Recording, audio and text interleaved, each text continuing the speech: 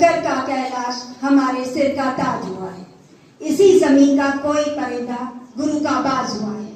ईसा की संदेश हवाएं इसी धरा से आती थी। इसी जमीन से पैगंबर को ठंडी हवा भी जाती थी। सिंधु फतेह की तलवारों से हमने युद्ध किया है। बहते हुए सिद्धार्थों को हमने बुद्ध दिया है। यूनान रोम के अवशेषों पर वैभव शेष हमारा है और जिस देश में गंगा बहती है वो भारत देश हमारा है। आदरणीय प्रधानाचार्य महोदय, मेरे सभी साथी और मेरे सामने हिंदुस्तान का नया आकार लेते हुए मेरे इस मुल्क के मुस्तकबिल वतन, मेरे प्यारे बच्चों, आप सबको स्वाधीनता का ये पर्व मुबारक हो। मुबारक हो जज्बा भारतीयता का, मुबारक हो। वाकई बहुत मुबारक दिन है आज, जहाँ चंद घंटों के लिए सही पर हिंदुस्तान का दिल अपने मुल्क के लिए धड़कता है। ये राष्ट्र का पर्व है, राष्ट्रीयता का पर्व है, स्वाभिमान का पर्व है और शान का पर्व है। आज इस खास सुबह उन तमाम नाम अनाम वीरों को मेरा प्रणाम जो अपनी अस्थियों से हिंदुस्तान में जश्न आजादी का ऐलान ले गए, ताकि राजपथ और लाल किला सहित पूरा देश यूं ही मुस्कुराता रहे। ये कमाल का पर्व है जिसमें न सर की टोपी दिखाई देती है, न माथे का तिलक दिखता है, तो बस लहू का वो रंग जो सिर्फ और सिर्फ हिंदुस्तानी है।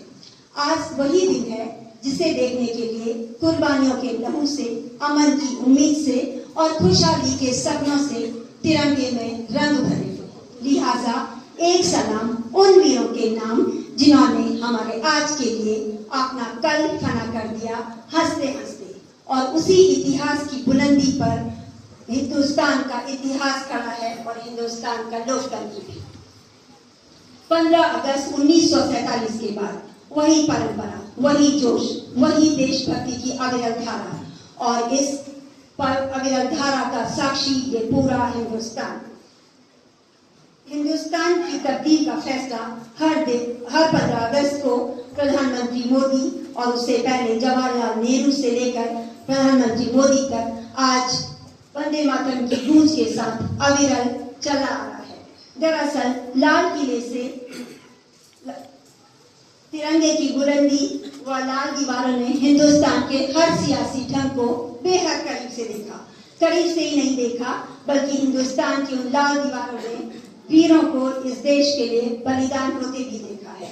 बस हिंदुस्तान का वक्त बदलता रहा और उस बदलते वक्त की गवाही, तेवर व कलेवर लेकर लाल किला अपने खास अंदाज में मुस्कुराता रहा। कभी मुगलिया सल्तनत थी और फिर आज प्रधानमंत्री मोदी वंदे मातरम की गूंज के साथ यहाँ खड़े हैं।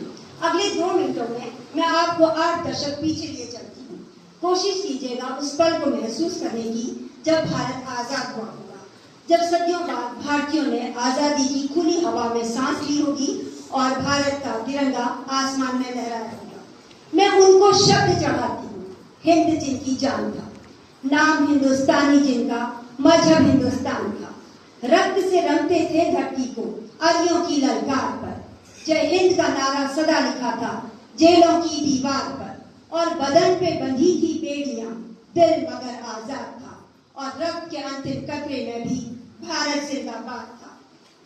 बात शुरू होती है ब्रिटिश औपनिवेशिक सत्ता ईस्ट इंडिया कंपनी, जिसने संपूर्ण भारत को खोखला करने में कोई कसर नहीं छोड़ी। 1857 में मंगल पांडे द्वारा किया गया एक ऐतिहासिक विद्रोह भारत के बारूद के ढेर में पहली चिंगारी था, और इसके बाद बगावत की आग पूरे हिंदुस्तान में फैल गई। सत्याग्रहियों को या तो जेल में डाल दिया गया या गोलियों से भून दिया गया। कुछ पंक्तियों में अगर आजादी की कीमत बयां करूं तो खुदी राम ने खुददारी से हंसकर जिसका दान दिया, भगत सिंह ने चूमा फंदा और जिसे कुर्बान किया, आगोश में जिसके सुभाष से निकले लश्कर हिंद बनाया था, फतेह सिंह और जोरावर ने दहलीज पे जिसे ठुकराया था, संघर्षों में बुनियाद बनी जो आधा जी के बोल की, सुलग रही थी गर्म नाल में शेखर की पित्तौल की, और खिल रही थी रोम रोम में अशफाक उल्लाह खान की, वही जवानी दौड़ रही है खून में हिंदुस्तान की। याद रखिएगा कि आपके जमीन पर खड़े हैं शक, मूल, तुर्क, कुषाण, यवन, चंगेज, पठान, फ्रांसीसी और अंग्रेज भारत में आए और चले गए। लेकिन हिंदुस्तान का वजूद कभी खत्म नहीं हुआ, क्योंकि भारत का इतिहास आज या कल का नहीं, 5000 वर्ष पुराना इतिहास है। और यही इतिहास हमारे स्वाभिमान को बल देता है।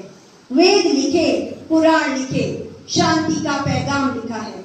अक्षरधाम का अर्थ समझिए, अक्षर को ही धाम लिखा है। ऋषियों के जब नाम लिखे तो पहले अब्दुल कलाम लिखा है, और पत्थर भी वो तैर गए हमने जिन पर राम लिखा है।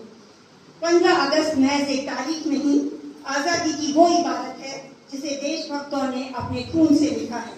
बहुत जरूरत है आज ये बताने की कि 14 अगस्त मध्य रात्रि 2 दस्तावेजों पर हस्ताक्षर हो गए और आजादी हमारी झोली में आ गई, ऐसा बिल्कुल नहीं था। कतरा कतरा खून दिया था, दी जवानी जुनून दिया था। भारतीयों ने आवाज उठाई तो गोलियों से भून दिया था। राजनीति से मिली नहीं है, नहीं खरीदी पैसों से। सौदा लहू के मोल हुआ था भगत सिंह जैसों से, और माओ ने गोली खाई थी बेटे लटके फंदों पर। आजादी की डोली उठी है कुर्बानी के कंधों पर। बहुत जरूरी है ये समझना कि 79 साल के बाद स्वतंत्र भारत की इस गणतंत्र भारत की इस स्थिति से क्या हम खुश हैं, क्योंकि अर्थव्यवस्था हमारी सुदृढ़ है, जीडीपी भी बढ़ी है। आज भारत दुनिया की बड़ी अर्थव्यवस्थाओं में शामिल है। हमारे वैज्ञानिक, हमारे खिलाड़ी, हमारे युवा और हमारे उद्यमी दुनिया में भारत का नाम रोशन कर रहे हैं। आने वाले समय के लिए हमें ऐसा भारत चाहिए जहां विकास केवल आंकड़ों में ना दिखाई दे, जहां परीक्षा मेहनत की हो, सिस्टम की कमजोरी की नहीं, जहां नौकरी योग्यता से मिले, सिफारिश से नहीं। संसद के मुद्दे मंदिर मस्जिद ना होकर साफ हवा, साफ पानी, शिक्षा और स्वास्थ्य हों। वीर रस के कवि लिखते हैं, ये सूर कबीर तुलसी की पाती, ये सूर कबीर तुलसी की पाती, हाकिम का फरमान नहीं, और दिल्ली जैसा दिखलाती वैसा तो हिंदुस्तान नहीं। पेट्रोल की कीमत चढ़ते चढ़ते छू ले आसमान को, और व्यवस्था के हाथों ने मार दिया भरत तिवारी को। न्यूज चैनल्स ने भी जब जब राग दरबारी सीखा है, तब तक भारत जख्मी होकर मेरे जरिए चीखा है। सवाल ये नहीं है कि पुल उद्घाटन के 17 दिन के बाद क्यों टूट गया। सवाल ये भी नहीं कि पेपर लीक क्यों हो रहे हैं। सवाल ये भी नहीं कि अरावली बचाने के लिए न्यायालय का दरवाजा क्यों खटखटाना पड़ रहा है। और सवाल ये भी नहीं कि जंतर मंतर पर युवा क्यों आक्रोशित है। और सवाल ये भी नहीं कि अभिव्यक्ति के नाम पर कोई भी कुछ भी क्यों बोल रहा है, और उसकी लक्ष्मण रेखा कौन तय करेगा। बहुत बड़ी कीमत चुकाई है आजादी की इस देश ने। बंटवारे का दर्द और उसके जख्म अभी भी साथ हैं। तो क्या अच्छा नहीं होगा कि बहुमत से नहीं, सहमति से देश चले। आप लोग जो इस मुल्क का भविष्य हैं, अधिकारों से ज्यादा अपने कर्तव्यों को समझें। आपके जज्बात बेदर्द न हो। दिल्ली अपना पौरुष दिखाए, बंद सियासी भाषण हो, वो बिहार का शासन हो या दिल्ली का सिंहासन हो। देश का युवा जंतर मंतर पर नहीं, देश के शिक्षण संस्थानों में अपनी उपस्थिति दर्ज कराए, क्योंकि भारत की कहानी सिर्फ संघर्ष की कहानी नहीं है। भारत की कहानी तो संघर्ष और सफलता की कहानी है, जिसमें भारत का अतीत, वर्तमान और भविष्य तीनों हैं। और आने वाली पीढ़ी जब आपसे पूछे कि आपने अपने देश के लिए क्या किया, तो आपका जवाब होना चाहिए कि हमने विरासत में मिले भारत को और बेहतर बनाने की कोशिश की। दोनों ओर लिखा हो भारत, सिक्का वही उछाला जाए, तू भी है राणा का वंशज, फेंक जहां तक भाला जाए। इन्हीं शब्दों के साथ अपनी वाणी को विराम देती हूँ। जय हिंद।